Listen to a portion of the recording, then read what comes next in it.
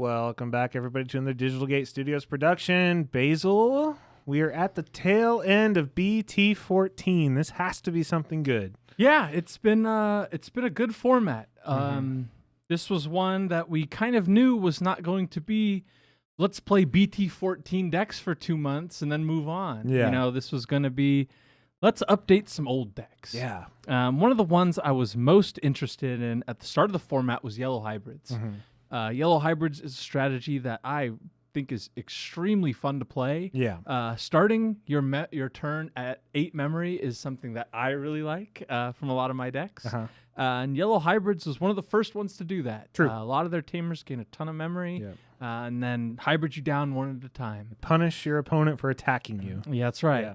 Yeah. The problem, of course, with Yellow Hybrids is Jet Sylphies at 1. Has not been freed yet. Yeah, your level 5s have always been a sore spot in the deck, but the Magna Anja Ace was sort of the savior to come. Yeah. And I originally built the deck kind of near the earlier end of the format, and it just never really took off with the Magna Anja Ace. And you had so many other things to distract. Many shiny decks. That's right. And so with a little inspiration from the Europe National Tournament, we've got my take on Yellow Hybrids. Okay. And we'll jump in. The first thing you will notice is that our egg is not yellow. We are starting with the BT14 Koromon. Okay. We're going to become yellow from this Koromon. Interesting. But we're starting off with it because there is the amount of yellow eggs that say draw 1 is very small. Few and far between. And the ones that do say draw 1 are tied to very specific strategies. So we're opting with a red egg. When a card is removed from security, draw 1. And it'll become very clear how we're getting into yellow with our first rookie, the BT13 Agumon. This looks Greymon Tribal already, my guy. So we're sort of explaining where the deck is going from this card. Sure. A lot of our tamers are called Marcus Damon. Which are yellow. So, fits the bill. They're red, yellow, or yellow, red, depending on your perspective. But this card's very good. It can turn one of our Marcuses into a Digimon for free. And so basically the idea with Yellow Hybrids was every 2 memory you had a security check. This Agumon is a security check on its own, as well as turns your tamers into a hybrid for 0.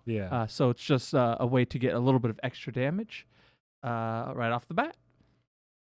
A card that has become pretty much a staple in Yellow Hybrids since it came out is the EX4 Agumon. This one is start a main phase if you have a red or yellow tamer, gain a memory. It does not say it has to be a Marcus. It can be any tamer, as well as the inheritable when a yellow or red tamer becomes suspended, draw 1.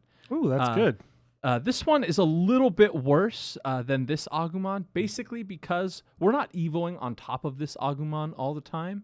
Our level 4s are ideally going on top of the tamer, but there are a couple of instances where we're going on top of it, which we'll get into in a bit. Cool.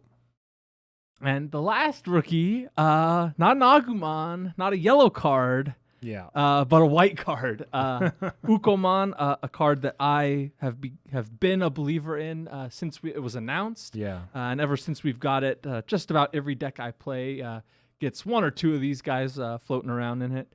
One of the problems with Yellow Hybrid has been the draw. And so cycling through rookies, getting more of your Koromons activated, just fills your hand up, as well as that 1 memory when it leaves the breeding zone is just going to help you with your plays. Well, and your opponent, too, if they're not keen enough on that, where if they're going to leave that on your board, they're going to be in a world of hurt. Because you're gaining a memory every time you promote, every time you check, you're drawing a card with the Koromon. Yeah, really good. Yeah, Ukomon just speeds up the deck very nicely. Of course, it is Yellow Hybrids, so we're playing Yellow Hybrids. I got to get you some of those alt-arts, brother. We've got the Kazemon and one that I'm sure you have some alt-arts for as well. the Zephyr. The Zephyrmon. These are the only hybrids in yellow, so we play them at 4. Makes sense. We are not playing Zoe Orimoto. So we're never really activating the Zephyrmon skill unless we're going on top of the Kazemon. Which does come up. It does because, that Evo for 1 is basically a 1 Evo draw 1, which is nice. But basically, these are your this is your win condition in the deck is to get into these hybrids. Gotta find them. We do play 2 more level 4s in the deck. The first is Rapidmon. This is one of my favorite cards in the entire game. I think it's super underrated. I love level 4s that swing over level 6s, and Rapidmon is one of the biggest culprits in that regard. If you have a setter out, you promote your Agumon, you go to 4, you can get into this and keep the turn. You suspend up to 3 things, give them all minus 5,000, and then swing over them with the Rapidmon. Anything that lived, that is. Rapidmon is a very good inclusion. I think if you're playing yellow hybrids, got to throw one of them in there at least. And then, of course, we are playing 1 Geogray. And it's restricted, play it. It's restricted, play it. We're playing a ton of Tamers. This is never going to miss in the deck. As well as it goes on top of our Agus for 2, so we're not even have to pay that 3 memory. Now we'll get into the level 5s. Another freebie, Jet Sylphie. Yep. A lot of people are calling for the unrestriction of Jet Sylphie. I don't know. I think yellow level 6s have gotten a little bit too strong. You don't know, but you also weren't playing when it was unrestricted, and it is. I'll tell you, I do know. It was. It's quite the card. I think it's a little bit too strong. They've been smart enough now where you play Magna Ace. If you were already at 6, you're done. Yeah, that's as much. That's where it ends. That's as far as you need to go. Old hybrids was Evo for 1. Evo for 1. All of a sudden they're at 9 security. Yeah. So it's I think it's okay at 1. We need what we really need is a new Jet Sylphie that Evos for 1 and gives something like -5 or security attack -1. Yeah. Don't let it recover or don't let it go past 5. Yeah.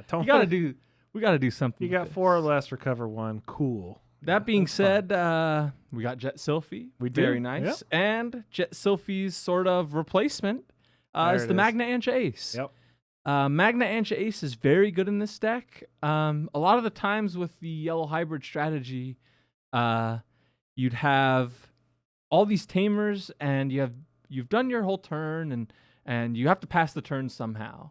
And it felt really bad to just Evo a hybrid and pass. Yeah. But with the Magna Angemon Ace, that's actually a viable strategy. Yeah. Is just Evo a Kazemon, and whether you're bluffing or not, your opponent really has to consider that. Yeah. Because they're like, okay, they Evo'd a Kazemon to pass. If they have Magna Angemon Ace, I swing, I get countered. You know, it dies in battle. They recover 1. It's a disaster for them. Well, and a lot of times, too, you do run into players that don't consider that as a card. Because there's a lot of times with hybrids where you're going to swing with a 5K, you'll check a rookie, and you'll live. Mm-hmm. And then all of a sudden, you just kind of like, well, I'll play an Agumon to pass turn. And they're going to try and swing over that because they want to kill the Tamer underneath the hybrid more than they want to kill the hybrid. That's right. Well, you have an answer for that already, right there. And you activate the counter. Yeah. So, you all know what this does at this point. Either this or the Zudomon is the best ace. That one, I think, in particular for hybrids is probably the best because they're going to try and swing into your hybrid. You'll be able to Evo into that so they can't change the direction of where they're swinging. Yep.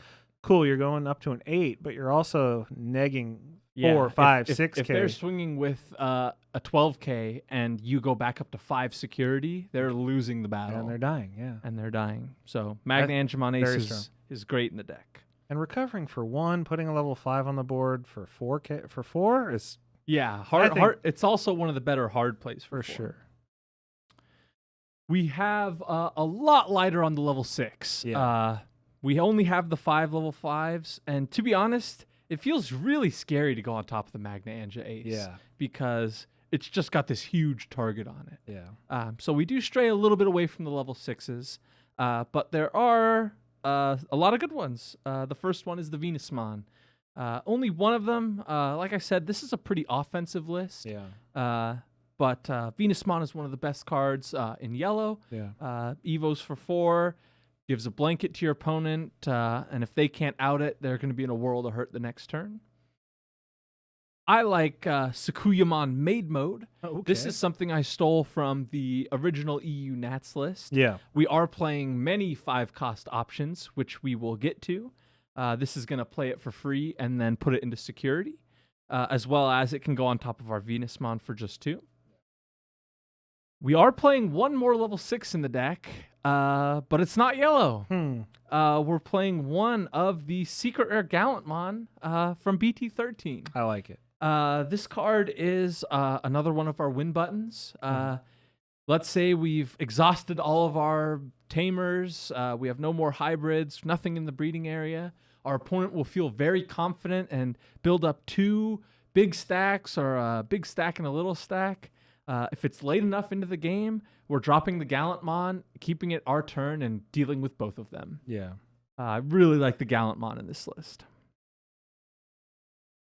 It is yellow hybrids, so we've got a million Tamers. The first is the Setter Marcus Damon. This card is amazing in this deck. On play, it can delete a rookie, which is very nice. You really want to maintain control of the board in this list, and this is just another way to do that. As well as if you have the Agumons or the 1 Geogray, it's only a 4 to play compared to 5 that it says. As well as this Agumon is going to turn this into a Digimon. And so if we promote the Agumon, make the Marcus a Digimon, swing, now we're at 4, then we can have hybrid. Yeah. So we're threatening 4 damage from Agumon Marcus with 2 Tamers in play. We are playing 2 of the BT12 Marcus. Punch. The original list had this at a higher value. The reason it's good is because it's a 1 damage hybrid. Yeah. Effectively, because the start of the main, you can pay the 1 to make it a Digimon. The problem is it is start of main only. Yeah.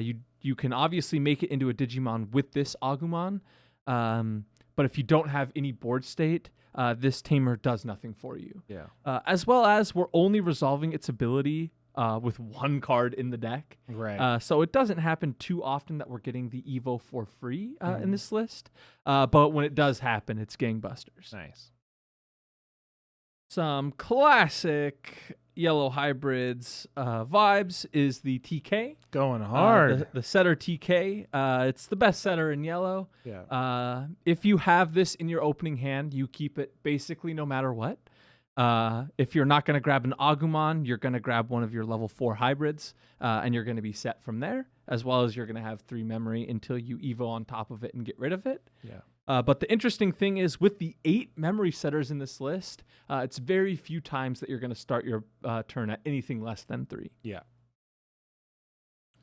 We are playing 3 more Tamers in the deck, and originally this was TK and Kari. Yeah. It's a card that I really like, but the nature of this list is more offensive. Yeah. And so a lot of the times you're going to be chipping your opponent, and you're not going to be able to activate its ability. Yep. So I opted for the Tie-In Kari. You know, I love that card. I've really come to enjoy this card, especially in this list, because if we're promoting with the Agumon, we're swinging, putting them to 3 very quickly.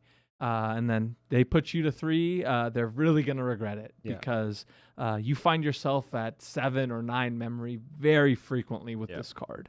What's more threatening than a hybrid that swings that doesn't die? Yeah, well, that's the other benefit is you're swinging 5K, but it's effectively 7 or 9 or 8 or even 10K. Yeah. Then they really have to worry about that Magna Angemon Ace coming later down the line. Any tamer that makes your opponent second guess if they want to attack you or not has value. That's right. Sure. I agree.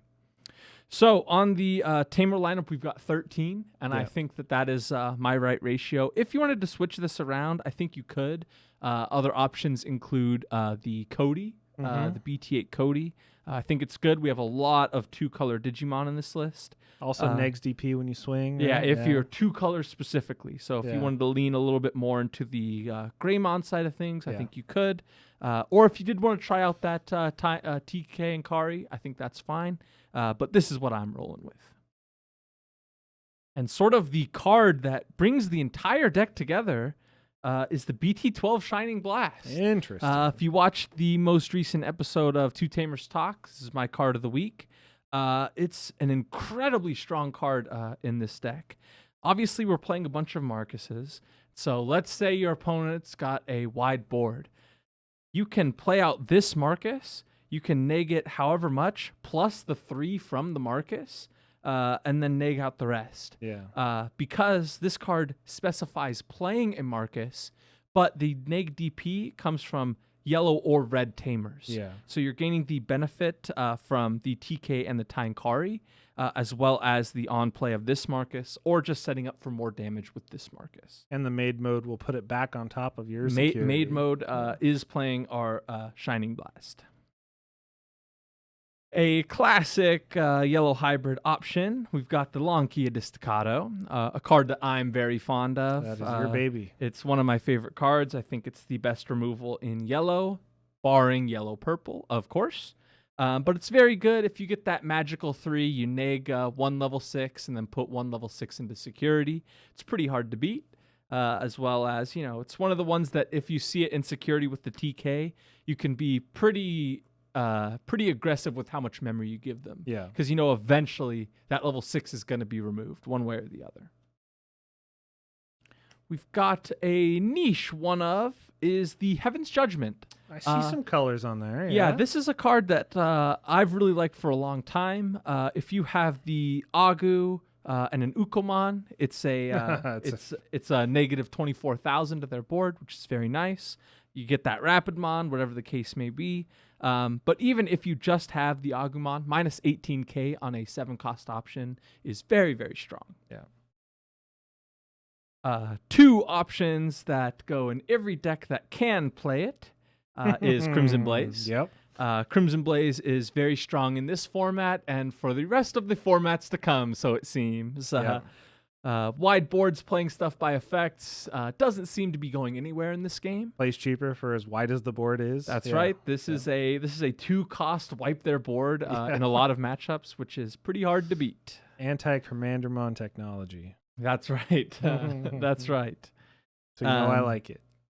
2 cards that are left in the deck. Loyal Basil fans will know what they are. Reinforcing Memory Boost and Sunrise Buster. Yep. I just want you to take a look at how beautiful the center of this screen is. 1, 2, 3, 4 restricted cards. This is a sight to behold. Yeah. So this is the list.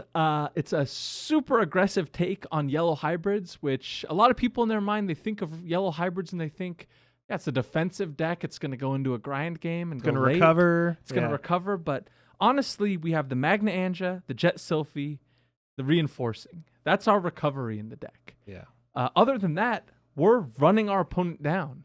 Yeah. So give this list a try. It's super aggressive, and it'll surprise a lot of your opponents. All right, guys, that's going to do it for this one. If you haven't noticed, we're kind of running into the tail end of BT14, so we have our minds are looking forward towards EX5. That's right. We do have a few more deck profiles on the way, but stay tuned. We have a plethora of EX5 updates and lists and things we're working on, a lot of testing we're doing, so make sure you like, comment, subscribe. And while we're working on more deck profiles, check out the podcast. It comes out every Friday at 8 a.m. We have an awesome community. We're throwing new awesome faces and minds into the mix. And everything's just getting more dynamic around here. So thank you once again, Basil. And we'll catch you guys in the next one.